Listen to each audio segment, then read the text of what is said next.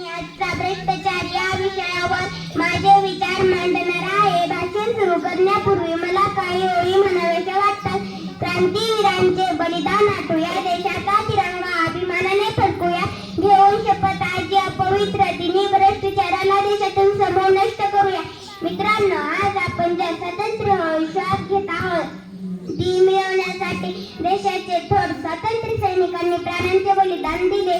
त्यांनी एका सुंदर, समृद्ध आणि स्वाभिमानी भारताचे स्वप्न पाहिले होते. पण आज जेव्हा मी आजूबाजूला पाहते तेव्हा मला प्रश्न पडतो की आपण खरोखरच त्यांच्या स्वप्नातील भारत घडवला आहे का?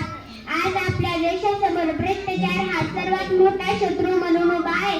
भ्रष्टाचार म्हणजे काय? सोप्या शब्दात सांगायचे तर स्वार्थासाठी किंवा आपले काम लवकर करून घेण्यासाठी चुकीच्या मार्गाचा वापर करणे म्हणजे भ्रष्टाचार. आज छोट्या कामापासून ते मोठ्या कामापर्यंत प्रत्येक ठिकाणी लाच मागितली जाते. त्यामुळे जे गरीब आणि प्रामाणिक लोक आहेत त्यांच्यावर खूप मोठा अन्याय होतो. त्यांना त्यांचे हक्क मिळत नाही.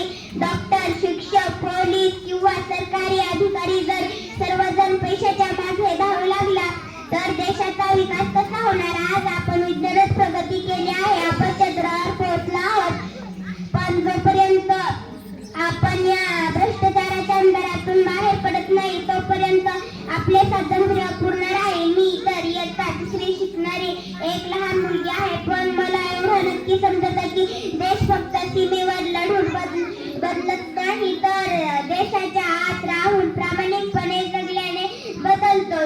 जर आपल्याला